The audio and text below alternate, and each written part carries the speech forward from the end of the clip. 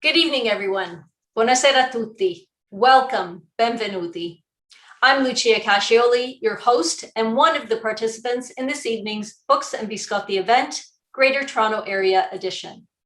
I would like to begin by acknowledging that here in the Greater Toronto Area, we are on the traditional territory of many First Nations, including the Mississaugas of the Credit, the Anishinaabe, the Chippewa, the Haudenosaunee and Wendat peoples, and is now home to many diverse First Nations, Inuit, and Métis peoples.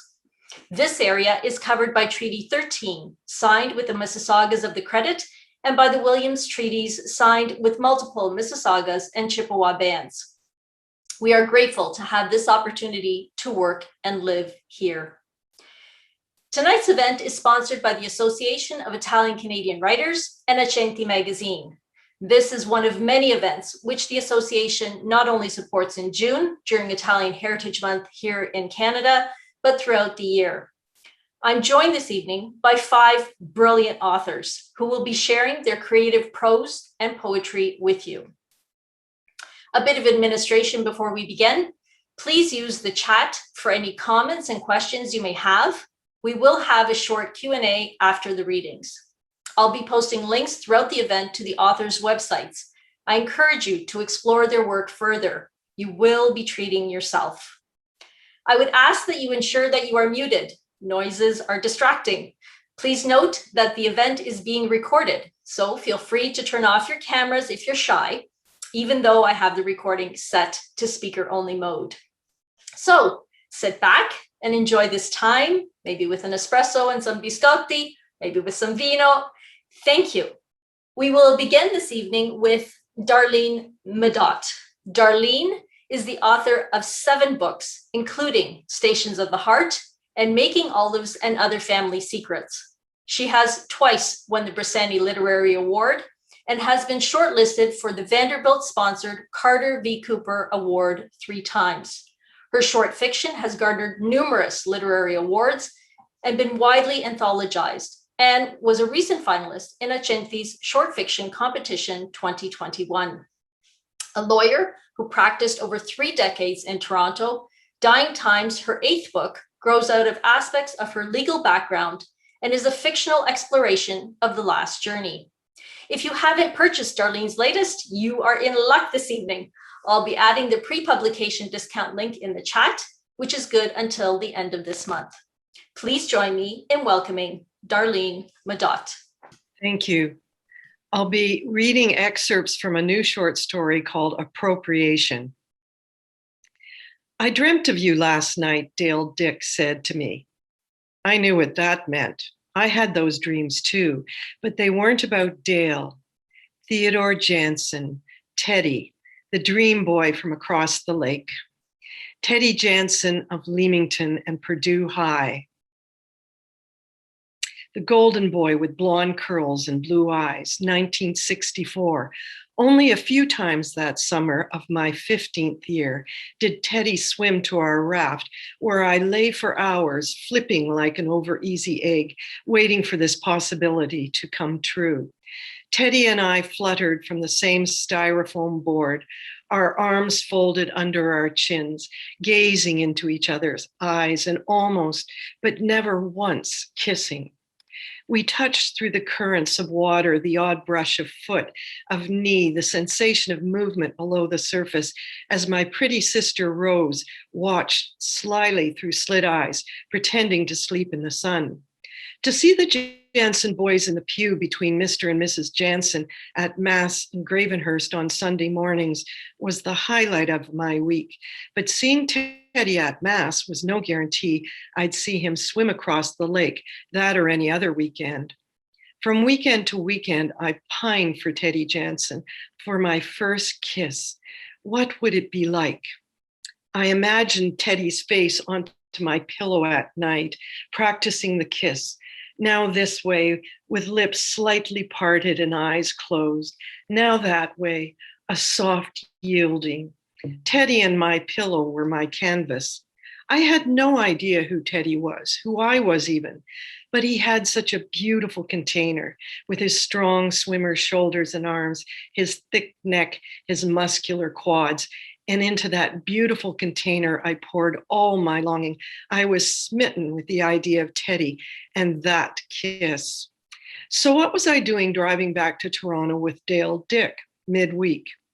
The Dicks were locals. The locals had a subtle contempt for the cottagers, who likewise had contempt for the locals. In the case of Dale Dick, his contempt was confused with lust. I was Italian, albeit born in Canada, as were both my parents. We were third generation Italian. There were the Italians on Sunshine Point who were first generation. These were the construction and land rich who invaded the lake. Impatient for improvements, these first generation Italians laid down huge sheets of pool plastics over the Muskoka Lake clay, dumped truckloads of sand where once lily pads had been in haste to make beach a shoreline like Wasaga, and collectively hired an airplane to fly over the cove and let loose DDT, a mosquito-killing insecticide from the air, silencing birdsong for a summer. One of these new Italian families, the Carciofoli, had a baby son late in life. When my sisters and I visited with our mother, Mrs. Carciofoli proudly drew back the coverings of the bassinet to reveal her diaperless boy and his enormous genitalia, disproportionate to the rest of his body. Will he grow into it? Quipped Rose, confusing poor Mrs. Carciofoli when we all laughed. Couldn't understand a word of English, as if English were at all needed in her world, as ignorant of literature and music as I was of that, what she knew. Truth be told, I had never seen male privates, and the sight of baby Carciofolis had me performing mental scale drawings and furtively eyeballing male bulges all that summer, especially Teddy Jansen's. No, Teddy couldn't have one that big. And where would it go? How would it fit? Even Queen Elizabeth? I'd ask my mother when she'd first explain about a woman's period and how babies are made. It seemed to me that Queen Elizabeth or Teddy Jansen would never do that. It was all so theoretical and horrifying. I would avoid that reality as long as conceivably possible.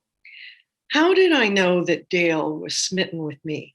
Not me, rather my ample 15-year-old Italian breasts, though he hated the Italian part, just as I hated the way he looked at me, talking to me with his eyes always burrowed in my cleavage. Thank you to the Writers' Union and the Canada Council for facilitating this performance, to Lucia Cascioli for organizing it and hosting it, to the AICW for its Books and Biscotti platform, and to you, our audience, for honoring our Italian heritage by listening to our stories. Thank you, Darlene. That was so incredible. It's so sensorial and evocative. Wow. I had fun. Now we have Lillian Conti, who will be sharing with us. Lillian has several publications. Her latest novel is entitled Where is God? Teens Want to Know. Her poem, Italia Mia, received the Farfalle d'Argento. Her paintings of Italian landscapes and religious psalms have been shown at several exhibitions. She is presently a music therapist for Pine Grove Lodge, Villa Colombo North, and Leonardo Gambino Retirement Home. Lillian will be sharing her poetry with us this evening. Lillian, you have the mic. Hi, welcome everyone. Thank you, Lucia. And I'm glad to be here. I will be reading 3 poems. The first one is in Italian, and it's one that I wrote about 10 years ago, reminiscing the first time I went back to Italy after 11 years of being here in Canada. And the title is Rieccola. Eccola, dal primo respiro fuori dall'aereo, risento la sua voce di allora, quando abitavo nel mio paesetto. Mi chiama per nome, tra il mormorio delle foglie agitate dal suo vento montano, e il suo volto si posa nell'anima mia. Quel suo profumo è ancora nell'aria, come tromba mattutina mi desta una musica soave che pare aver rapito gli arpeggi alla primavera di Vivaldi, e le onde del mare si uniscono in armonia rialzandosi in sordina. Lei si avvicina portando con sé una corona di uccelli variopinti e l'armonia del loro cinguettare s'annoda alle note del mare e insieme cantiamo fortissimo. Figlia prodiga ritornata, nel suo abbraccio respiro dolcemente il suo profumo e le mani del suo venticello cerca i miei riccioli costani della mia infanzia. Poi mi regala orecchini di arance e di ciliegi, una festa presso il mare con pesce, frutta, vino e agnello, il migliore della sua campagna, spirito rinato. Questo è il mio attento di scrivere in italiano. Quest'altra poesia è The Old Fig Tree. It's an English poem. And I will leave it to your imagination to get what it really brings to your mind. The old fig tree. Wake up, old faithful fig tree, from your Canadian frost bed. It's spring. Resurrect. Dust off the fertile soil and rain in the garden. Let's reminisce the immigrant October when the sea lulled us past Gibraltar. You were just a sapling stolen from Nonno's Calabrian soil. 5 of us cradled by the sea, salty and cleansing. I hid you in a box, nurtured your roots with a wet cloth. Now your heritage roots are strong and deep. Your fruit is sweet and succulent. Look down, see the fruits of your labor. Saplings and more strong saplings, crowned with leaves and tiny figs. Soon they will sing songs of joy and have babies. Be strong in the Canadian frost. They will thank God at sunup and bless this new birth. They will rest satisfied at night. Read Dante and Alessandro Manzoni. They will write yearning poetry, listen to Bocelli, see La Traviata and La Vita è Bella, play violins and accordions, dance la tarantella in the parks, play briscola by the Bar Diplomatico, eat rustic dishes along St. Clair Avenue, kiss a grandmother's forehead, and long for Italy. They will lift up the Italian flag and they will even cry when Italy does not make it to the World Cup. Still love you, Italy, deep, strong roots of my existence. This next one and my final one is Italia Mia. Eri in gran volo, aquila mia bella, maestosa, ed ad ali pieni glissavi lunghe distanze. La turbolenza nel buio e nel giorno non ti affaticava. Lungo il Tevere guerreggiavi e proteggevi. Una volta Pietro e Paolo, Dante, Michelangelo ed altri insieme vigor di vivere ti davano. Adesso, Italia mia, appari triste, desolata e stanca. Dov'è il tuo becco aquilino? Sei stata nel sorriso di Dio? Sei tu la sua bellezza terrestre d'origine divino? Giardino del mondo, culla dell'arte. Nel tuo vento di montagna vaga lo spirito di Dio. Lì il suo fiato tocca leggermente erba e fiori. Bella e così fragile. Adesso alzati, rivola tra il fresco dei 7 colli. Strappati le vecchie piume e sul monte riposati. Vola sull'ulivo e guarisci le tue ferite. Bevi, rivestiti di nuove piume. Vola sul Campidoglio e poi alla cupola. Riprendi il tuo nido, proteggilo. Fratelli d'Italia, l'Italia se desta, dell'elmo di Scipio se cinta la testa. Sì. And that's the end of my reading. Thank you very much for having me, and to the Association of Italian Canadian Writers, and to you, Lucia, who made this possible. Thank you. Thank you, Lillian. That was makes me want to travel to Italy. That was wonderful. Thank you. Please join me in welcoming Michelle Alfano. Michelle is a Toronto writer and the co-organizer of the Love Poetry Festival. She previously served as an associate editor, with the literary quarterly Descant. Her personal memoir, The Unfinished Dollhouse, published by Cormorant Books, was selected as one of the Globe and Mail's 100 Best Books of the Year in 2017. Her novella, Made Up of Arias, was the 2010 winner of the Bressani Award for Short Fiction. Her short story opera, on which the novella was based, was a finalist for a Journey Prize anthology. She is currently working on her new novel entitled Julia at the Wedding. Please join me in welcoming Michelle Alfano. Thank you, Lucia, and thank you for inviting me. This is an excerpt from Julia at the Wedding, and it's about two star-crossed teenage lovers, Alex and Florencia, in the suburbs of Toronto. This chapter is called All Comedies End in Marriage. It's written from the perspective of Alex. One day, I summoned up the courage to ask Florencia out on a date. It was a date to the Valentine's Day school dance, and she said yes. Ty, my best friend, said laughingly, "My man, you are hooked. You've never gone to a school dance in your life." He was right, but I wanted to take her somewhere nice-ish, and I didn't have a whole lot of cash because I worked in a grocery store after school, so it seemed like a good choice. She said thoughtfully to me, "I think I'll have to check with my mother about the dance." I thought that was kind of cute. In 2 years, we would both be graduating from high school, and she still needed permission to date. She told me about this conversation she had with her mother later, though she was worried it would hurt my feelings.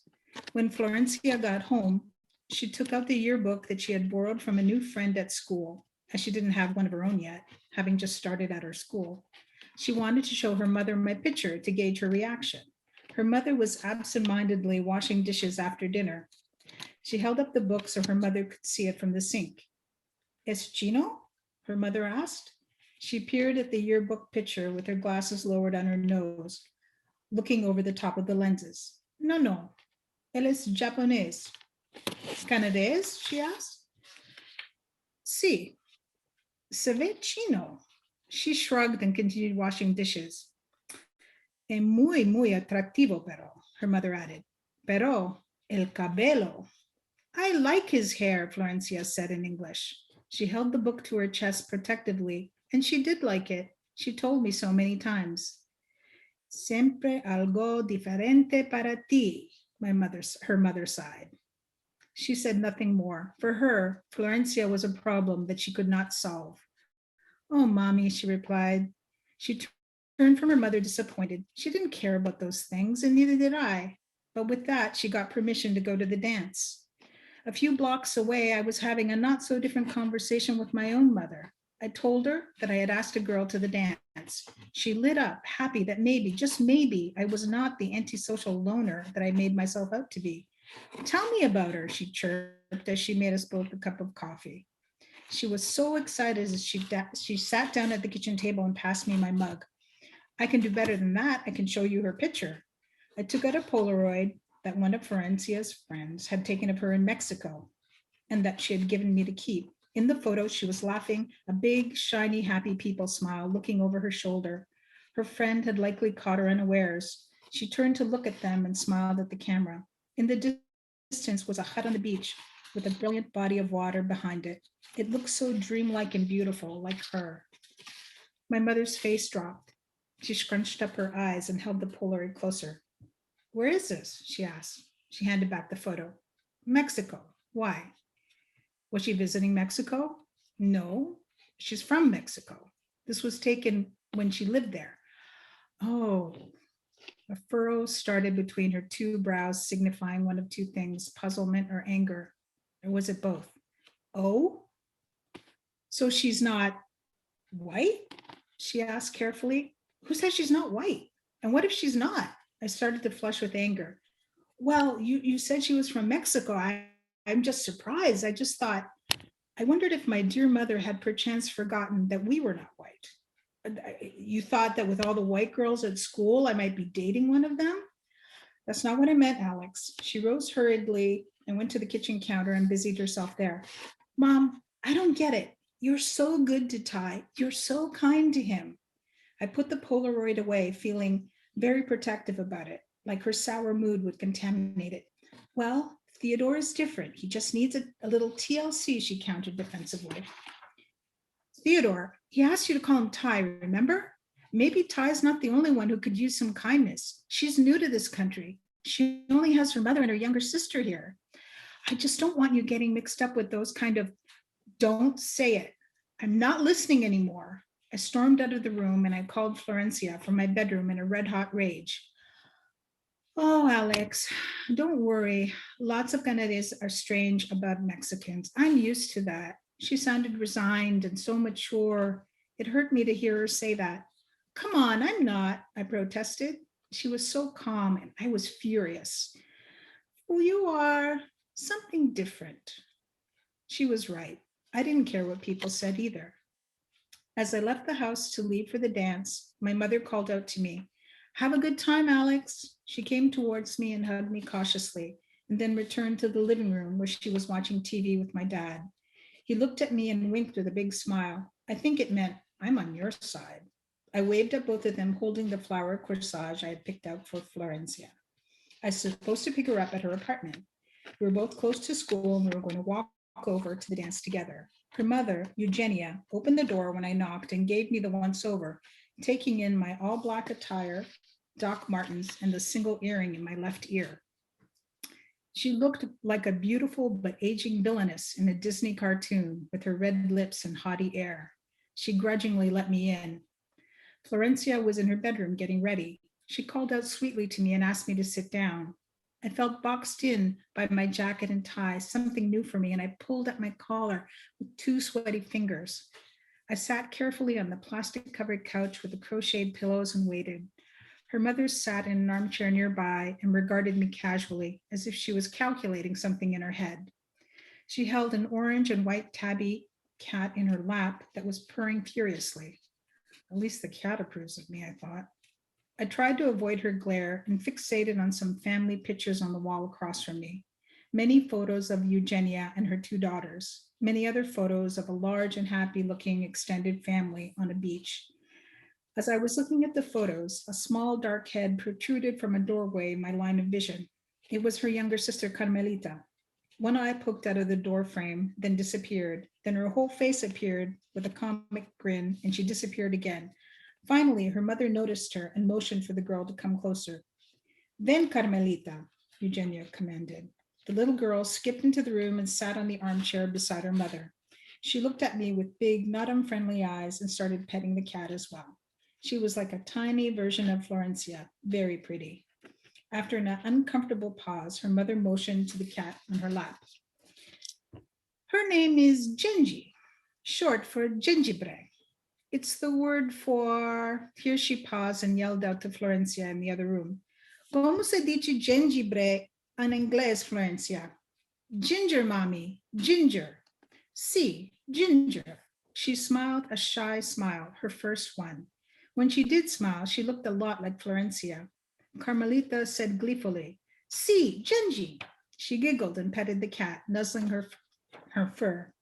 Still looking at me, Eugenia called out something in Spanish to Florencia, and she called back, "Un momento, mami."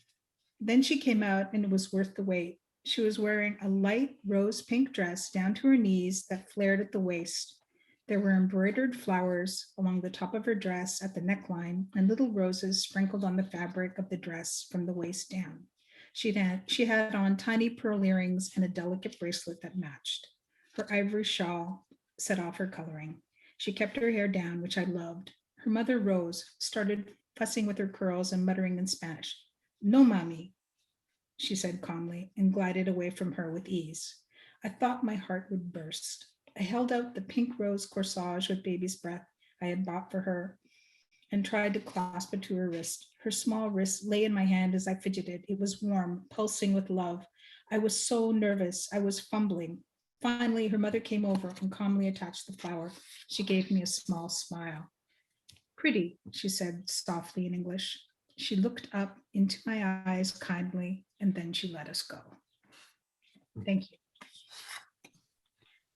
Thank you so much. That was wonderful, Michelle. Makes you think of stereotypes and anti-stereotypes and who we are and what our similarities are as well. That was beautiful. Thank you. I'd like to welcome Giovanna Riccio now. A graduate of the University of Toronto, her love of poetry is an inheritance from her gifted autodidactic father, Vito, who penned and recited his own verses. She is the author of 2 poetry collections and 1 chapbook, and her work has appeared in national and international publications and in numerous anthologies. Her work has been translated into Italian, French, Spanish, and Romanian. Giovanna has participated in various literary festivals, including the Blue Met, the Edinburgh Fringe, Slovenia's Days of Poetry and Wine, to name a few. Please join me in welcoming Giovanna Riccio. Good evening, everybody. Great to see everyone here, and thanks to Lucia for organizing this and to the AICW and Accenti for hosting us. I apologize, my voice is a bit gravelly, but I can't do much about it. I am going to begin with 2 poems that are tributes to Italian women, and then a more recent poem that I've written.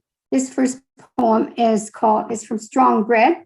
It's called Elegy with Oranges, written for my aunt, who remained in Italy and was a second mother to me until I immigrated. Elegy with Oranges. From my displaced childhood, you come eating oranges. Then again at 24, welcoming me home. I see you where I left you, waving at the top of the climb where you have always been. You stayed in place, washed love's calloused feet. A father sick from bullying life, the husband they gave you at 15. Honey figs, tomatoes, olives saved each season. A good name preserved in that dialect where duty nods and smiles. Zia, what did you swallow for 7 decades to throw up so much blood? Small as a child, your children said, words that rifle the safety distance keeps. Some faraway thought picked an orange.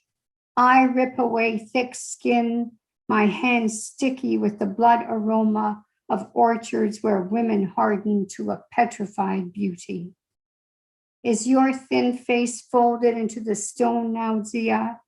In a heaven where God is a woman with artful step and a rag halo to buffer the mountain villages she carries?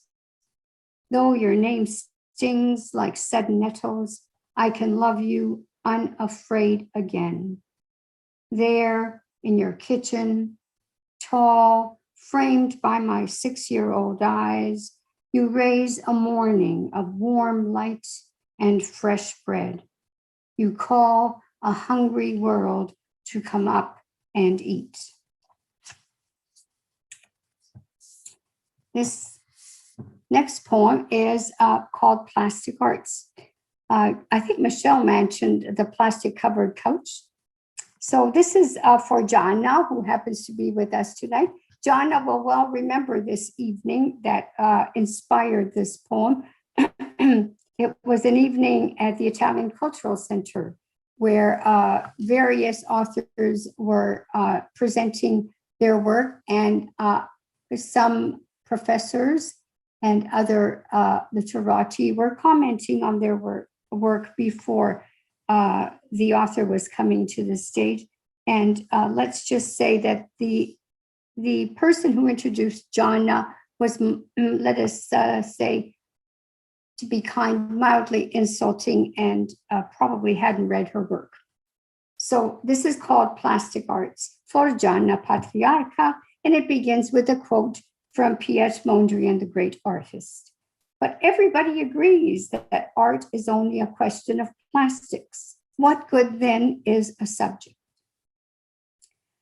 Like family, plastic offered protection against all the spotty tragedies, the everyday drops on the novel. In naive Italian living rooms, hard-nosed casings shielded the soft seating. Innocent bodies shedding a tough workday molded themselves to cold comfort. Weary of hand-me-downs, how used up the old world felt. We fell head over heels for the pristine, the mint condition. Grant us a glossy, forever new world, Lord. Over time, our plastic dulled. New deaths, newborn clarity made us take it all off. Yet this artificial skin clings like an essence. What's it like to grow up with plastic on the furniture? The erudite Canadian writer asks. Shaking herself to the question, she sculpts a plastic response. Being a poet involves some artifice. The same, she replies, as growing up without plastic on the furniture, only there's plastic on the furniture. That wasn't exactly what Jonna said. It caught the spirit of it. Let's say that she went to the stage with mild fury written all over her face. So this is a poem I finished a few weeks ago. It's called Do Tell, Don't. An avuncular pretender manhandles your daughter, shackles her to penumbral tomorrows. Whose name nauseates skin? When flashbacks sound, rot gut endearments ride shotgun. Any echo arouses the warden, stonewalls the tongue. Bent double, she doubles the gag order. Forget it, love. The Monkey good guy still bodes the last word. At first light, she's a woman slicing blood oranges. Blade bewitches her wrist, tolls an itch for healing. Breath spurs, scats to blues, questions again its own value.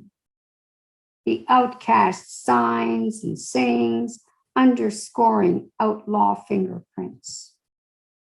Again, singed lips slam shut. Let's enter a garden where we no longer clock heartbeats. Say no by kicking a stone. Admit the body. Noisily unearth the noun who looted the verb love. Thank you. Thank you, Giovanna. The imagery is spectacular. Thank you so much. Thank you. Speaking of Gianna Patriarca, Gianna is speaking next. Gianna is an award-winning author of 8 books of poetry, 1 children's book, Nonna and the Girls Next Door, and a collection of short fiction, All My Fallen Angels. Her work is extensively anthologized, adapted for stage and CBC radio drama, and featured in numerous documentaries, including Enigmatico, 3 Women Adapting Lives, Adopting Lines, and the Italian Canadians. Her books appear on the course lists of universities in Canada, the US, and Italy. She is featured in the Pier 21 Museum in Halifax, Nova Scotia, and her first collection, Italian Women and Other Tragedies, is in its 4th print. It's also been translated into Italian. Her new collection of poems, To the Men Who Write Goodbye Letters, was published in 2020 by Inanna Publications, and she continues to work on her novel, The Sicilian Bride.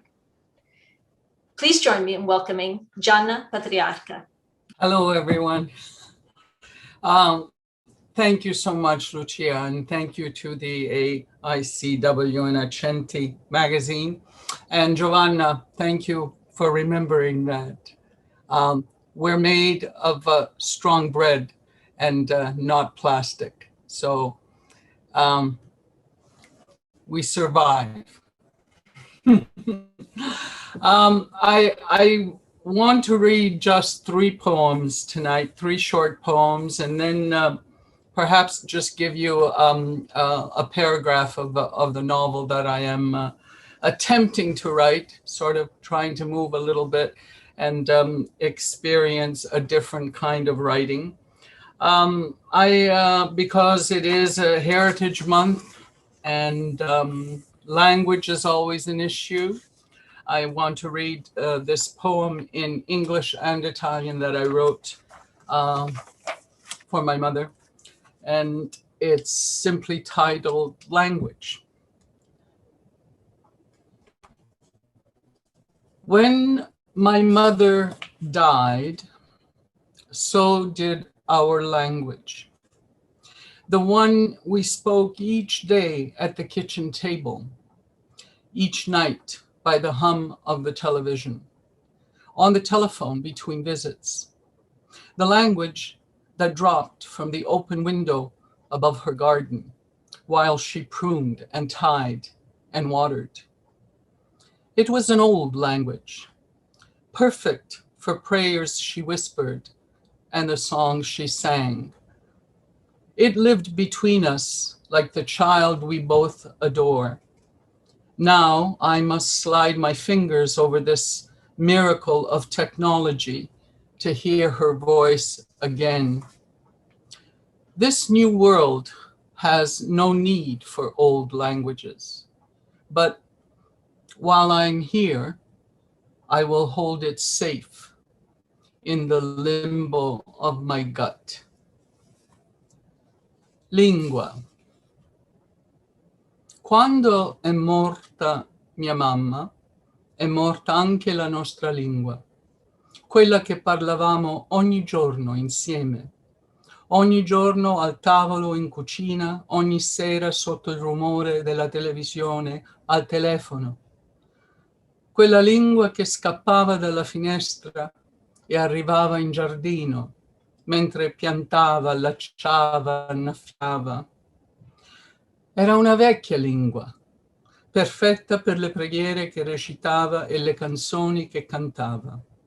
Una lingua che viveva fra noi come quella bimba che amiamo. Ora devo scivolare le dita su questo miracolo di tecnologia per sentire la sua voce.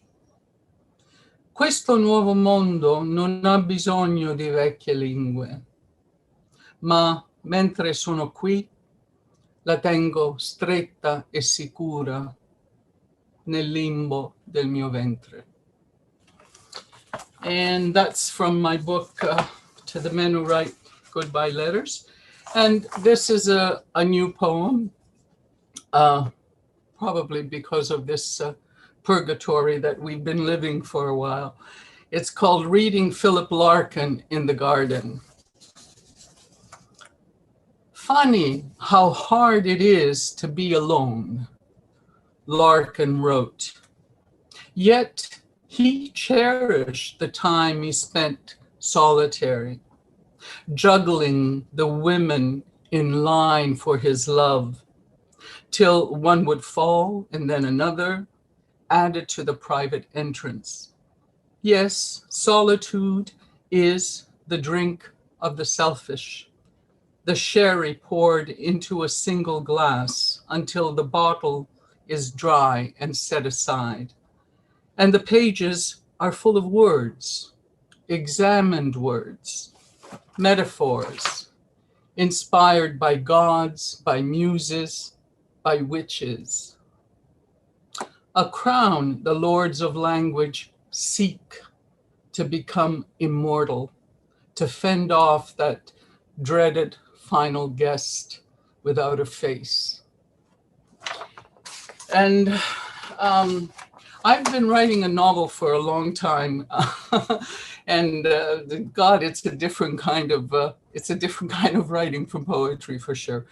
Anyway, it is in the first-person narrative, and the character who is telling the story is named Sangue Dolce Maria Domenica, or Sweet Blood Mary Sunday, as she likes to be called. And I'm just going to read a little short piece from this novel. It starts in one place, it travels and ends up in Canada. February 1950, Lazio, Italy. The day she married my father in her gray wool suit with the white collar, the soft leather shoes with the matching hat and gloves he had purchased for her in the market in Rome, was a chilly, clear day in February. The mimosa had begun to shake loose its yellow head. The countryside was ready for spring. The season of rain, of swollen plump hills and brilliant flowers welcomed my mother on her wedding day as she stood next to the man who a year later would become my father.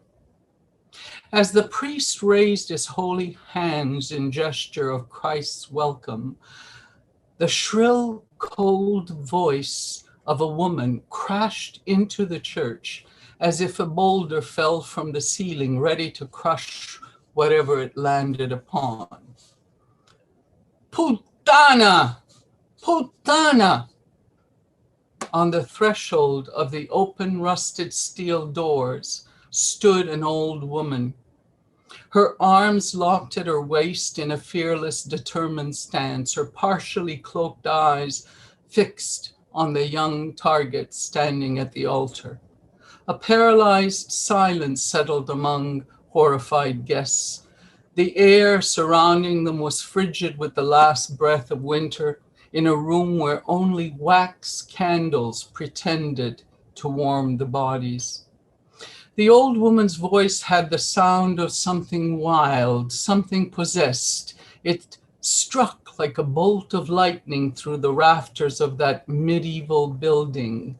Once again, she screeched, Putana!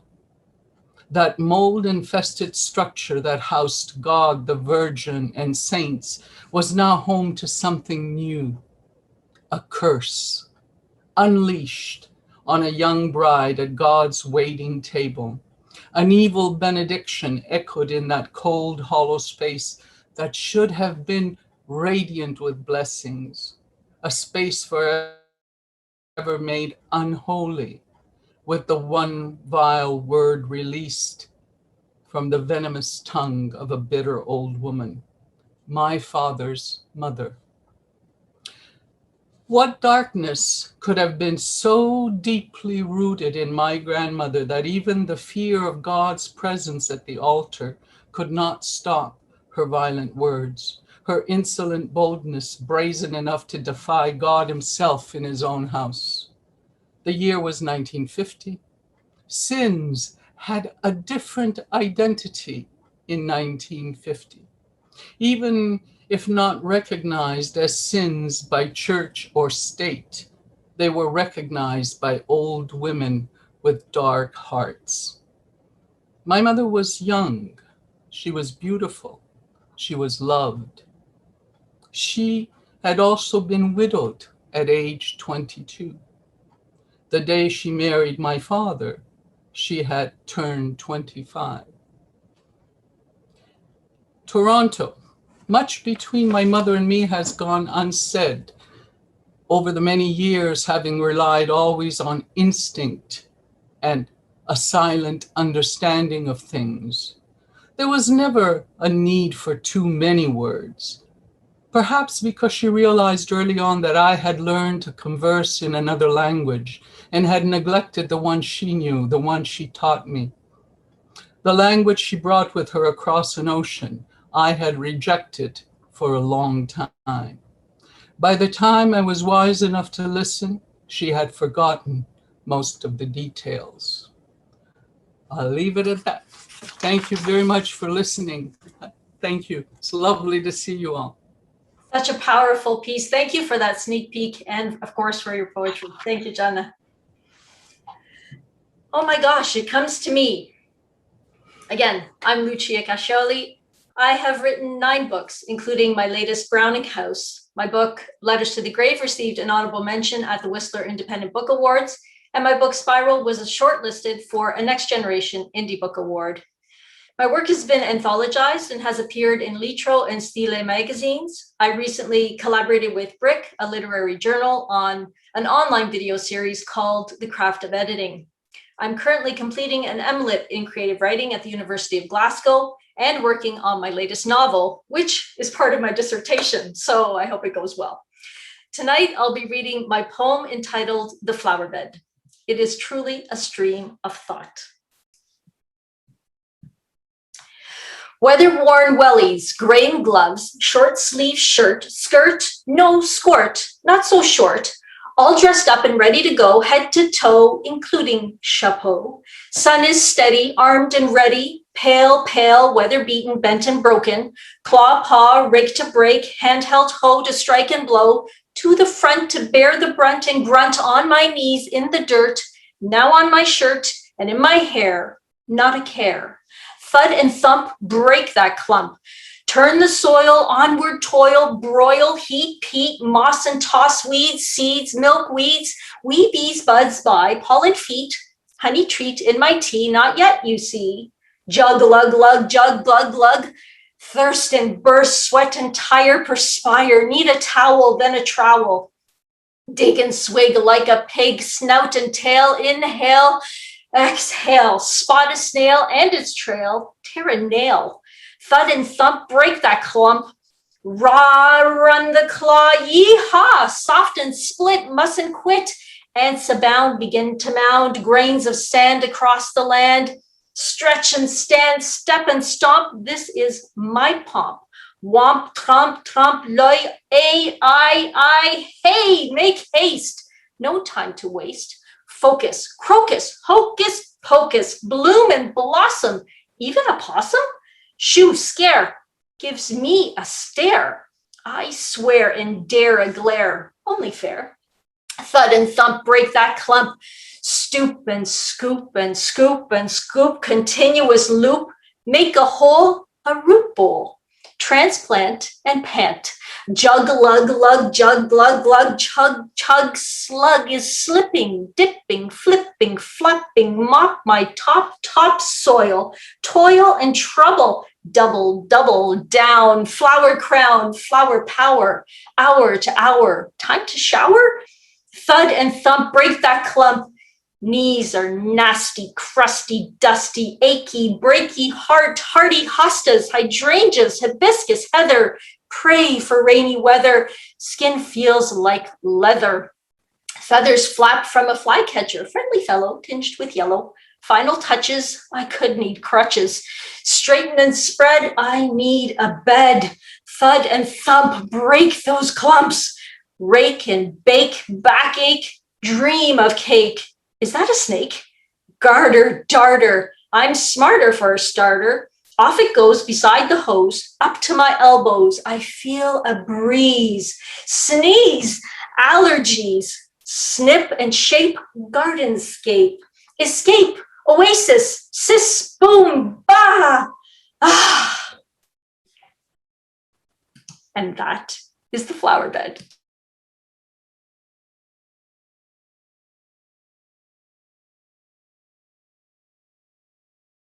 Darlene.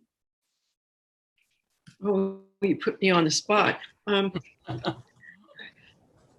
When I've written all my writing, most of my writing in the cracks between my legal practice.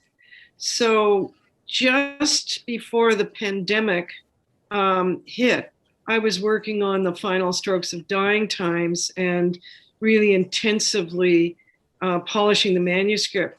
And then it was approved and off it went. And I then had all the time in the world. And I'll tell you, it was the beginning of the pandemic was the most existential crisis of my life. So I had just finished a really heavy book called Dying Times. So I just needed to have some fun, and I needed to populate my world with people. And if I couldn't have real people, I started, I guess, to seek out the fun memories of the past. And so the story that I read an excerpt from today was one of the funny, I discovered a sense of humor that I never thought I had. And so there was another story, cooking Sicilian with Concetta and the Prince in a time of pandemica. That was really funny. And so I'm relieved to find this other side of myself. And I guess, where does the inspiration come? I think it comes from the pain, but an intolerance for the pain and the isolation. So that's what's driving the writing now. I see you nodding, Javna. Well, it's survival, actually, in a way. You know, it's to keep. I remember my friend Len Gasparini once wrote a line: "If you're not living on the edge, you're taking up too much space." So I keep thinking, okay, I'm living on the edge here. You gotta maneuver this space, you know. So it's really to keep from going insane, you know. And writing has always been an act of survival for me. So whenever I'm down in the dumps and the garden is getting, you know, lonelier and lonelier, I go to the words and I try to, you know, to unleash whatever it is in that spirit that, you know, will keep me sane. That's about it. I don't have any great insights, just, you know, stay sane, work hard, and the gin and tonic helps.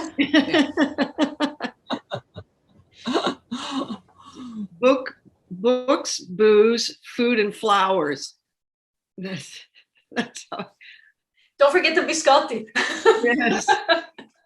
I see Rosanna has put, when you play squash, you know when you've hit the sweet spot on your racket. A question for all. When do you know or feel that you've hit the sweet spot in any of your poetry or prose? Good question. I'm not so sure you ever really know, because, you know, even 20 years later now, I go back to some of the stuff that I wrote, and I could, oh my God, I can make this better. I can change this and make it better. So I don't know if you ever have a sweet spot, but at some point you have to say, this is done, and move on, you know? So hopefully your gut will tell you that it's ready to go as is to give to the world, you know.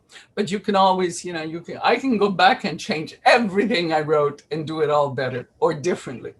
That sounds very much like Anne Carson, because she publishes her work and then continues to edit. And so every time you see it, there's something a little different. And so it's that thirst for that sweet spot and to continue to try and find it. Yeah. I'd like to say. And perfection doesn't exist. So is that Giovanna?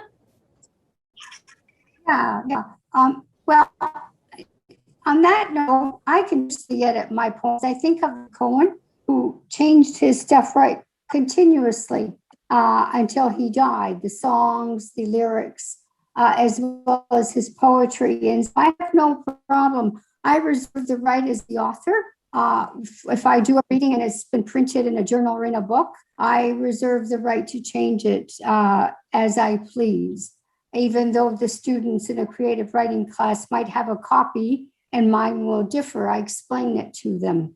And as far as knowing, as ever, what Jana was commenting on, ever being satisfied with your work, I think of W.S. Merwin, and I agree with him. He wrote it in a poem. He once asked John Berryman, "How do you know if it's good?" And Berryman said, "If you need to know it's good, don't write." True. So this is how I feel, because although I stopped writing poems at some point, I'm a ferocious editor, and I just find it very hard to let a poem go. And so at a certain point I will. There are lines in a poem that I am very happy with, and they are sweet spots. They seem to just come and really, really work. I think of George. George, in an interview on CBC, was quoting Derek Walcott, who said, "Just remember, the poem knows better than you." A poem writes with you. You don't write the poem from the outside, controlling it. The poem and you are writing together, and you have to negotiate and work that. And so it's a mysterious process, and I don't know when it ends and when one is ever happy. Michelle, what did you want to say? I just think with my own work, if I'm feeling emotional and moved by what's on the page, then I have a pretty good sense that someone else is going to have the same kind of reaction. I'm sure that many of us, I mean, I often, I'm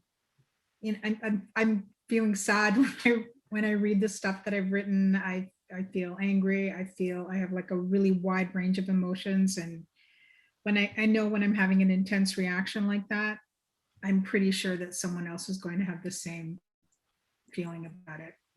And I know that I'm kind of on the right path. That's how I see it. Yeah, I find that when I'm writing, if I write for myself, so I feel like I can't guess at how other people are going to react. So writing for yourself, if you find it funny and angry and it evokes emotion in you, especially if you read it after you're out loud after writing it, I do find that's it. Okay, so that's good. And somehow it's the ear, right? But you have to just keep editing, and I think we're our worst critics. Just keep cutting it up, and it's quite a task. I wonder if it has something to do with the fact that we're female, and we're writing, maybe because I've never felt secure about the talent, or even the fact that I am a writer. I've known male writers who are so secure in what they write. I remember a friend used to write poems one time, and they were perfect. And they were never edited. They were never changed. Like this sense of what he wrote was perfect. I mean, God, I'd love to have that just for 5 minutes about something that I write. But I think that as women, we're always, well, I know that I am. Yeah, I'm always second guessing myself, And it isn't until somebody else reads it and says, oh, no, that's good, that I start to believe that maybe it is good, But yeah, I don't know, could be that. My generation anyway, my old generation of writers. I'm going to just read something that George Clark has written in the chat, and then I'll wrap up this evening. George wrote, Yeats revised, sometimes decades later, conscious and consciousness adjust as we mature and gain mastery, mistresy. Bob Dylan too, notoriously, so adjust as you like. I think that rhymes somewhere in there, George. So thank you everyone for coming. Thank you to Michelle Alfano, Lillian Conti, Giovanna Riccio, Darlene Madat, Gianna Patriarca. Thank you all for coming, for listening, for enjoying some prose and poetry. Thanks to the AICW and Acenti Magazine for hosting this event. We hope to see you live in person somewhere in the near future. And take care of yourselves out there. Thank you all for coming. Thanks, Lucia. Thank you so much. Yeah, it was wonderful. I loved everyone's readings.